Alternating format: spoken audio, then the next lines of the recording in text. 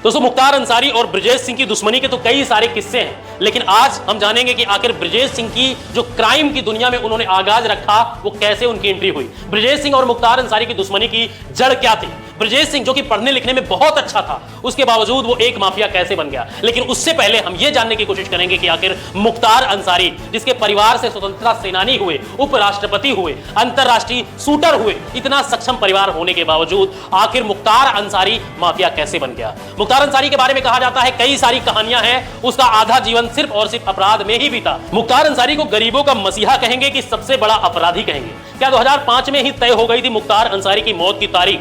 आखिर सबसे बड़ा सवाल जो है कि आखिर मुख्तार अंसारी को किसने मारा। क्या मुख्तार अंसारी राजनीति के शिकार हुए हैं, या फिर उनको किसी ने मारा है, या फिर सच में दिल के दौरे से उनकी मृत्यु हुई है। इन सभी सवालों के जवाब आज के इस वीडियो में हम विस्तार से बताएंगे। वेब सीरीज मिर्जापुर तो देखी ही होगी आपने। कालीन भैया को सभी जानते होंगे। उनका धंधा, उनका रुतबा, उनका अपराध सब कुछ एकदम टॉप लेवल का हुआ करता था। कब किसे गोली मार दें, कब किसको धंधा सौंपकर राजा बना दें, कब सब कुछ कालीन भैया के मूड पर डिपेंड करता था। जिधर गुजरते इलाके के लोग खड़े होकर सलामी ठोकते थे। कालीन फिल्मी कैरेक्टर में थे, लेकिन मुख्तार अंसारी रियल के कालीन भैया थे। वैसे यहां कहा भी जाता है, ये हो भी सकता है, जिधर से क्योंकि वो गुजरते थे उधर समर्थक उनके दौड़ पड़ते थे, विरोधी घर में घुस जाते थे। 18 लोगों की हत्या का केस चल रहा था, 10 मुकदमे हत्या के प्रयास चल रहे थे। Gangster act, Tanda, NSA, arms act व माकोका एक्ट भी लगा हुआ था। कई सारे ऐसे केस थे जो मुख्तार अंसारी के ऊपर चल रहे थे। अपराध की दुनिया के सारे केस लगने के बावजूद मुख्तार अंसारी पूर्वांचल के एक बड़े हिस्से में पूजे जाते हैं, उनके लिए इबादत की जाती है। ऐसा क्यों, हम इसे समझने की कोशिश करते हैं। मुख्तार अंसारी का जो ये पूरी कहानी है, इस पर हम चर्चा करेंगे, लेकिन उससे पहले हम ये जानेंगे कि ब्रजेश सिंह इतना बड़ा माफिया और गैंगस्टर कैसे बना। जैसा कि हमने वीडियो के शुरुआत में आपसे बात की थी, ब्रजेश सिंह को बताया जाता है कि बहुत ही होनहार लड़का था। पढ़ाई से उसे फुर्सत नहीं मिलती थी। इंटरमीडिएट फर्स्ट डिवीजन से पास करने के बाद सिंचाई विभाग में कार्यरत पिता रविंदर सिंह ने ब्रजेश सिंह को बनारस के यूपी कॉलेज में बीएससी में दाखिला दिलवा दिया। ब्रजेश सिंह बनारस में था, तभी पता चला कि उसके पिता के स्थानीय गुंडे पांचू नाम का स्थानीय गुंडा था, उसने चाकू मारकर हत्या कर दी। यहां से उसका पढ़ाई से मोह भंग हो गया। क्योंकि पांचू गांव का ही था, तो एक दिन ब्रजेश सिंह उसके घर पर गया, पांचू के पिता का पैर छुआ, साल भेंट की और पिस्टल निकालकर गोलियों से छलनी कर दिया। मतलब पिता की मौत का बदला पिता की मौत से लिया। इसी के साथ ब्रजेश सिंह का अपराध की दुनिया में श्री गणेश हो गया था। ब्रजेश सिंह के पिता की हत्या में ग्राम प्रधान रघुनाथ यादव भी शामिल थे। एक दिन कचहरी में सुनवाई का जो मामला है वो चल रहा था। ब्रजेश सिंह AK-47 के साथ वहां पहुंचा और भरी कचहरी में रघुनाथ को गोलियों से छलनी कर देता है। न सिर्फ पूर्वांचल में बल्कि पूरे यूपी में AK-47 से हत्या का यह मामला पहला था। इसके बाद ब्रजेश पूर्वांचल का एक नौमी डॉन बन गया था। लोगों को जोड़ा और बना लिया अपना एक गिरोह, और यही शुरुआत होती है ब्रजेश सिंह की जो माफिया बनने की एक नई कहानी। और यहीं से ब्रजेश सिंह का नाम एक माफिया की लिस्ट, एक गैंगस्टर की लिस्ट में शामिल हो जाता है। मुख्तार और ब्रजेश सिंह के विवाद की जो शुरुआत थी वो भी एक बड़ी दिलचस्प कहानी है।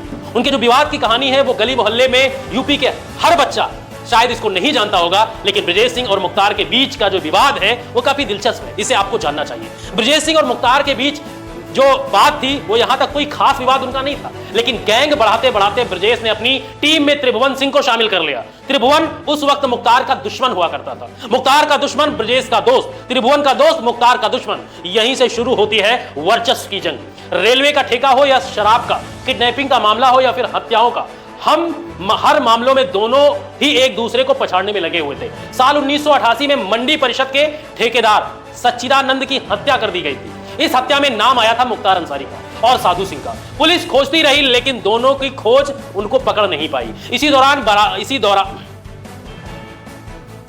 पुलिस खोजती रही, लेकिन दोनों को खोज नहीं पाई। इसी दौरान पुलिस जो बनारस पुलिस लाइन में कांस्टेबल पद पर तैनात राजेंद्र सिंह की हत्या कर दी गई। एक बार फिर से केस दर्ज हुआ मुख्तार अंसारी और साधु सिंह के खिलाफ। इस घटना ने ब्रजेश सिंह के खून को और भी खौला दिया, जिसके बाद ब्रजेश सिंह बदले की आग में उलझुलसने लगे। इस मामले में पुलिस ने साधु सिंह को गिरफ्तार किया। जब वो जेल में था तब उसकी पत्नी को अस्पताल में बच्चा हुआ। साधु सिंह पुलिस टीम के साथ पत्नी और बच्चे को देखने अस्पताल में पहुंचा। पुलिस की वर्दी पहने व्यक्ति ने साधु सिंह पर गोलियां चला दी।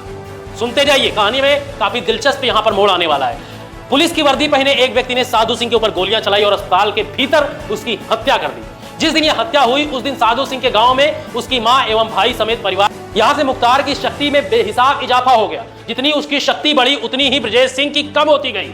अब ठेका लेने और दिलवाने में मुख्तार को किसी तरह की मुश्किल का सामना ही नहीं करना पड़ रहा था। चुनाव जीतने के बाद मुख्तार की छवि को रॉबिन हुड में बदलने की कोशिश की जाने लगी। किसी की बेटी की शादी हो तो आओ पैसा ले जाओ, किसी की 13वीं हो तो आओ पैसा ले जाओ, कचहरी में कोई काम रुक रहा हो तो फोन कर देते। यहां तक कि अगर कोई दूल्हा दहेज के लिए शादी से इंकार कर देता तो उसे उठवा लाओ और उसकी शादी करवा दी जाती। ब्रजेश सिंह इन सबके बीच बदला लेने का मौका खोजता रहा। उसने तरीका बदला और राजनीति के जरिए ही पूर्वांचल के नए नवेले रॉबिन हुड को चुनौती देना तय किया। हालांकि इसी बीच में कृष्णानंद की हत्या मुख्तार अंसारी के द्वारा कर दी जाती है। मतलब राजनीति में एंटर होने के बाद इधर ब्रजेश सिंह से उसकी तो चल ही रही थी, लेकिन उस साइड में कृष्णानंद राय की हत्या भी मुख्तार अंसारी करवा देता है, वो भी बिल्कुल गैंग्स ऑफ वासेपुर वाली स्टाइल में। इसके बारे में मैंने एक पूरी वीडियो कृष्णानंद राय और मुख्तार अंसारी के बीच में बताया है कि किस तरीके से उनका विवाद हुआ था। उसकी पूरी डिस्क्रिप्शन किस तरीके से, मतलब स्क्रिप्टिंग करके किस तरीके से पहले से उनको घात लगाकर वहां पर बैठे हुए थे और उन्हें वहां पर मौत के घाट उतार दिया जाता है। ब्रजेश सिंह की उसके बाद फिर से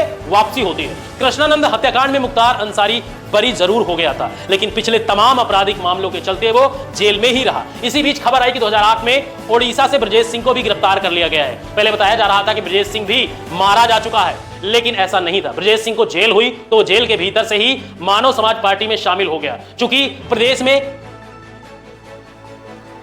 जेल के भीतर से ही बहुजन समाज पार्टी में शामिल हो गया। चूंकि प्रदेश में बसपा की सरकार थी तो मुख्तार ने भी जेल के भीतर से ही बसपा का दामन थाम लिया। बसपा ने अंसारी की छवि को रॉबिन हुड बनाने पर जोर दिया। मायावती ने मंच से ही मुख्तार अंसारी को गरीबों का मसीहा बना दिया। 2009 में बसपा ने मुख्तार अंसारी को वाराणसी लोकसभा चुनाव में प्रत्याशी बना दिया। चुनाव हुआ और मुख्तार अंसारी महज 17,000 वोटों से हार गया।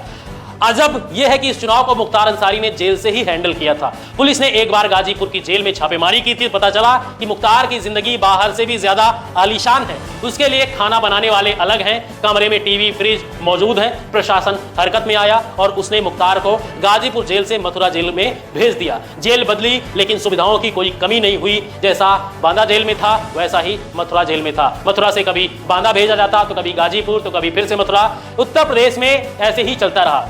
जब से उत्तर प्रदेश में योगी की सरकार आई, मुख्तार अंसारी की मुश्किलें लगातार बढ़नी शुरू हो गई। उसके बाद 28 मार्च को दिल का दौरा पड़ने की वजह से मुख्तार अंसारी की मौत हो जाती है। हालांकि परिवार वालों का आरोप लगा कि मुख्तार अंसारी को स्लो पॉइजनिंग यानी कि धीमा जहर देकर मारा गया है। ये कोई हार्ट अटैक नहीं, हालांकि ये एक हत्या है जो कि किसी न किसी के द्वारा करवाई गई है। ब्रजेश सिंह और मुख्तार अंसारी की दुश्मनी की ये कुछ पल थे जिसकी वजह से कई सारी किस्से कहानियां भी थी। जो मुख्य थी वो हमने आपको बताई कि आखिर किस वजह से मुख्तार अंसारी और ब्रजेश सिंह की जो लड़ाई थी वो चल रही थी। ये सिर्फ और सिर्फ वर्चस्व की लड़ाई थी, माफिया की लड़ाई थी, अपनी शक्ति और पावर की लड़ाई थी, राजनीतिक लड़ाई थी। फिलहाल आप लोग क्या सोचते हैं इस पर कमेंट में अपनी राय जरूर दीजिए। मिलते हैं किसी नई कहानी के साथ, तब तक के लिए जय हिंद, जय भारत।